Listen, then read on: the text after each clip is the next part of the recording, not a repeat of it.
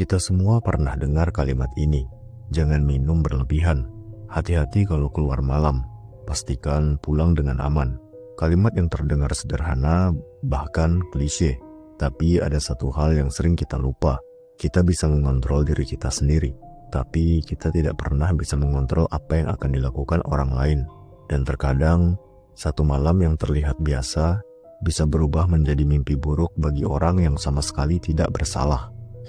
Kisah ini adalah salah satunya, sebuah tragedi nyata tentang seorang perempuan yang hidupnya direnggut secara brutal oleh seorang remaja pemabuk. Dan yang membuat kisah ini jauh lebih menyakitkan adalah satu fakta sederhana. Dia dibunuh hanya 100 meter dari tempat kerjanya.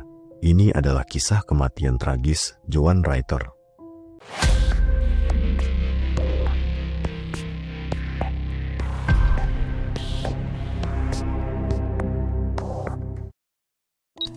Malam tanggal 21 Mei 2013 di Leichhardt Street, Logan Central, Queensland, Australia. Lingkungan perumahan yang padat, bukan gang gelap, bukan daerah terpencil. Sekitar pukul 7 hingga 7.30 malam, keheningan malam tiba-tiba pecah.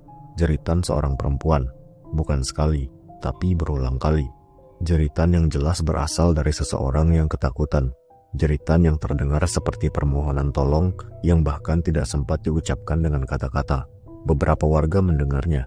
Sepasang tetangga, Stephen dan Aurora Hodby, keluar rumah setelah mendengar suara itu. Mereka melihat ke sekitar. Gelap, sepi. Dan saat mereka mencoba mencari sumber suara, jeritan itu berhenti. Tidak ada yang terlihat. Tidak ada yang bisa dipastikan. Kemudian malam itu pun berlanjut. Tidak ada yang benar-benar menyelidiki lebih jauh. Keesokan paginya, seorang warga berjalan melewati halaman rumah di nomor 30 Leichhardt Street. Awalnya dia mengira melihat sebuah manikin atau boneka, sesuatu yang tergeletak diam. Tapi ketika dia mendekat, dia melihat darah. Tubuh seorang perempuan tergeletak tengkurap di halaman depan rumah, setengah telanjang. Tubuhnya dipenuhi darah. Dia langsung berteriak minta tolong dan mengetuk pintu pemilik rumah. Polisi dipanggil. Penyelidikan pun dimulai. Perempuan itu adalah Joan Canino Ritter, dan ada satu fakta yang belum diketahui oleh siapapun pada saat itu. Joan sedang hamil 8 minggu, kehamilan yang tidak pernah sampai pada kelahiran. Joan Ritter lahir dan dibesarkan di Filipina. Dia adalah anak bungsu dari 8 bersaudara. Dia bahkan tidak pernah mengenal ayahnya. Ayahnya dibunuh bahkan sebelum Joan sempat melihat dunia. Ibunya membesarkan 8 anak dalam kondisi kemiskinan yang berat. Namun dari 8 bersaudara itu, hanya satu yang berhasil menyelesaikan pendidikan, Joan. Pencapaian yang luar biasa dan menjadi kebanggaan keluarga. Setelah ayah mereka meninggal, kakak laki-lakinya mengambil peran sebagai tulang punggung keluarga. Joan tidak pernah melupakan itu. Dia berjanji pada dirinya sendiri, suatu hari dia akan membalas pengorbanan itu. Dia ingin menyekolahkan keponakan-keponakannya, dan dia ingin mengubah masa depan keluarganya. Tahun 2009, Joan mengambil keputusan besar. Dia pindah ke Australia untuk melanjutkan pendidikan dan mengejar mimpinya di bidang tata rambut.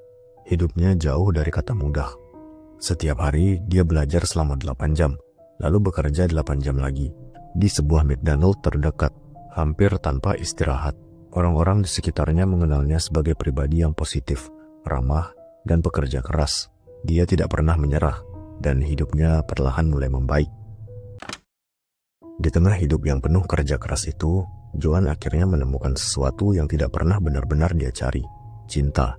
Suatu hari saat bekerja dan menjalani rutinitasnya di Australia, Joan bertemu seorang pria bernama Corey Ritter. Corey adalah seorang koki. Pertemuan mereka sederhana, tidak dramatis, tidak penuh kejutan besar. Tapi hubungan itu berkembang cepat. Mereka saling mengerti. Sama-sama pekerja keras, sama-sama hidup jauh dari keluarga. Dan di bulan Oktober 2011, Joan dan Corey resmi menikah. Pernikahan yang sederhana, tanpa kemewahan, tapi penuh rencana. Tidak lama setelah menikah, Joan mengetahui bahwa dirinya hamil. Kehamilan itu adalah kabar paling membahagiakan dalam hidup mereka. Joan sangat berhati-hati, sangat menjaga dirinya, dan tetap bekerja, karena dia ingin masa depan yang lebih baik.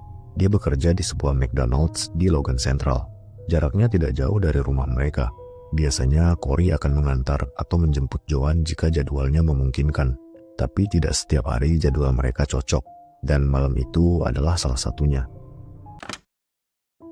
Tanggal 21 Mei 2013, Joan bersiap berangkat kerja seperti biasa.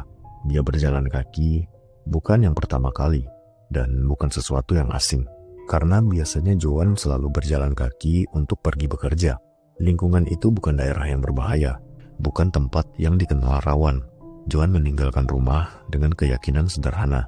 Dia akan bekerja lalu pulang. Tapi di malam itu, dia tidak pernah sampai ke tempat kerjanya. Di area yang sama, beberapa remaja laki-laki berkumpul dan mabuk berat. Salah satunya adalah remaja berusia 17 tahun bernama Andrew Michael Burke. Mereka berkeliaran tanpa tujuan jelas.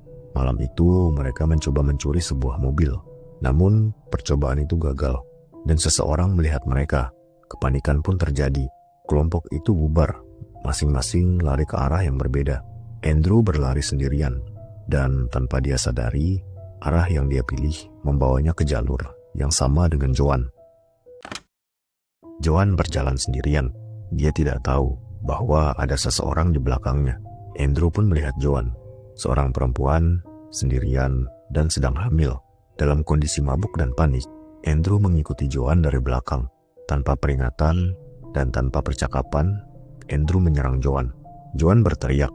Jeritan itu keras, penuh ketakutan, dan jeritan itu didengar. Beberapa warga sekitar mendengar teriakan seorang perempuan. Ada yang membuka pintu, ada yang mengintip keluar. Tapi ketika jeritan itu berhenti, tidak ada yang benar-benar memastikan apa yang sedang terjadi. Tidak ada yang datang untuk menolong. Joan diseret ke sebuah halaman rumah, dan di tempat itulah terjadi sesuatu yang tidak bisa ditarik kembali. Andrew melakukan kekerasan seksual terhadap Joan. Dan setelah itu, dia menusuk Joan dengan senjata yang dia bawa. Joan terluka parah dan ditinggalkan begitu saja. Dari tempat Joan diserang, jaraknya ke McDonald's tempat dia bekerja hanya sekitar 100 meter. Sangat dekat, tapi cukup jauh untuk membuatnya tidak pernah sampai. Beberapa waktu kemudian, seorang warga menemukan tubuh Joan tergeletak di halaman rumah. Polisi dan ambulans dipanggil, tapi saat bantuan tiba, Joan sudah meninggal, dan bayi yang dikandungnya juga tidak selamat. Ketika polisi tiba di lokasi penemuan jasad Joan Reiter, satu hal yang langsung jelas.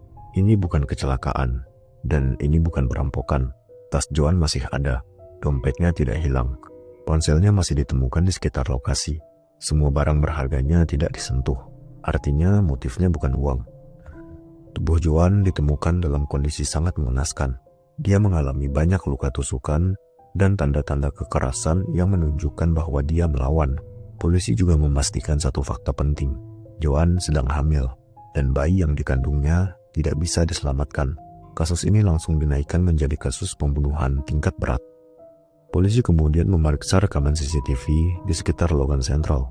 Di salah satu kamera, mereka menemukan rekaman sekelompok remaja mabuk yang berjalan di area tersebut. Tak lama sebelum waktu kejadian, wajah mereka cukup jelas. Dan salah satunya langsung dikenali, Andrew Michael Burke. Nama itu sudah ada di dalam sistem kepolisian. Andrew berusia 17 tahun. Dia sudah lama dikenal aparat sebagai remaja bermasalah. Putus sekolah sejak usia muda, pernah terlibat beberapa tindak kriminal ringan, dan yang paling krusial, saat malam pembunuhan terjadi, Andrew sedang berada dalam masa pembebasan bersyarat. Artinya dia seharusnya berada di bawah pengawasan. Tapi malam itu dia bebas berkeliaran, mabuk tanpa kontrol. Tidak butuh waktu lama bagi polisi untuk bertindak. Andrew ditangkap di rumahnya. Tidak ada perlawanan, tidak ada upaya kabur. Saat barang-barangnya diperiksa, polisi menemukan pakaian dengan noda merah. Tes forensik pun dilakukan.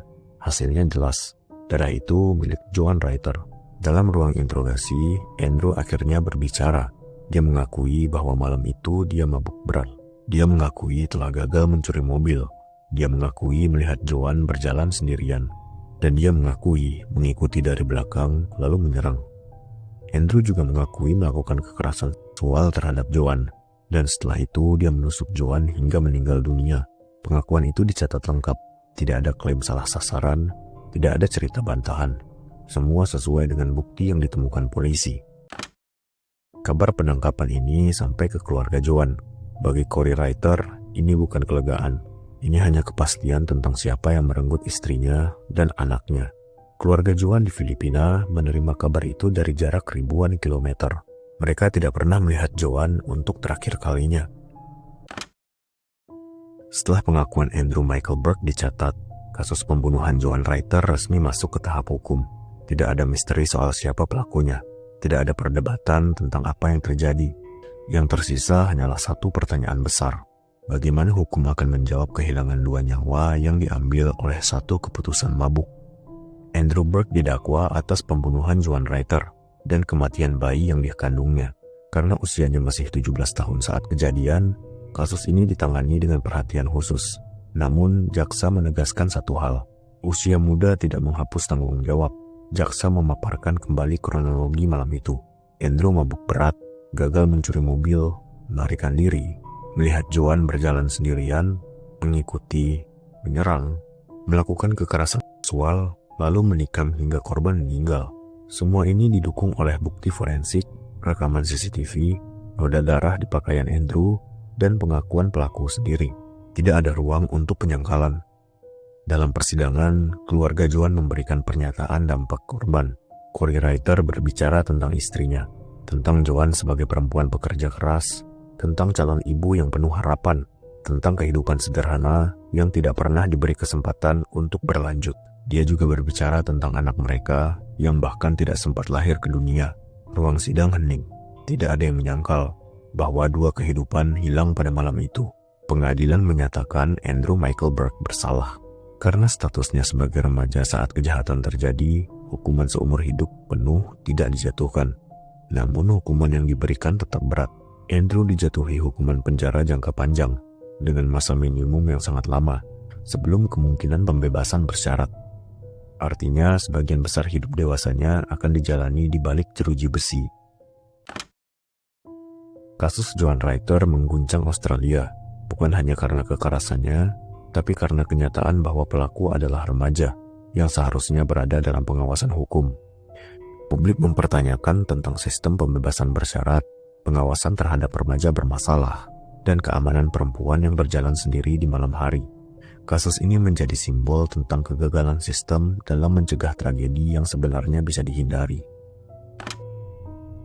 Hingga hari ini, jarak antara lokasi serangan dan tempat kerja Joan masih sama, sekitar 100 meter.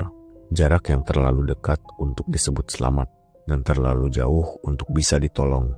Jeritan Joan malam itu didengar, tapi tidak cukup untuk menyelamatkannya. Kisah Joan Reiter bukan cerita horor tentang hantu. Ini adalah horor nyata, horor tentang apa yang bisa terjadi pada satu orang mabuk dan satu orang lain berada di tempat yang salah pada waktu yang salah. Joan tidak melakukan kesalahan apapun. Dia hanya berjalan ke tempat kerja di lingkungan yang dianggap aman, dengan jarak yang seharusnya bisa ditempuh tanpa rasa takut. Dan mungkin hal yang paling menakutkan dari kisah ini bukan hanya sekedar kekerasan, tapi kenyataan bahwa semua ini terjadi di dunia nyata, di jalan yang dilewati orang setiap hari. Dan karena itu, kisah Joan Reiter layak diingat, bukan untuk menakut-nakuti, tapi untuk mengingatkan bahwa satu keputusan untuk peduli atau mengabaikan bisa menjadi perbedaan antara pulang dengan selamat atau tidak pernah pulang sama sekali.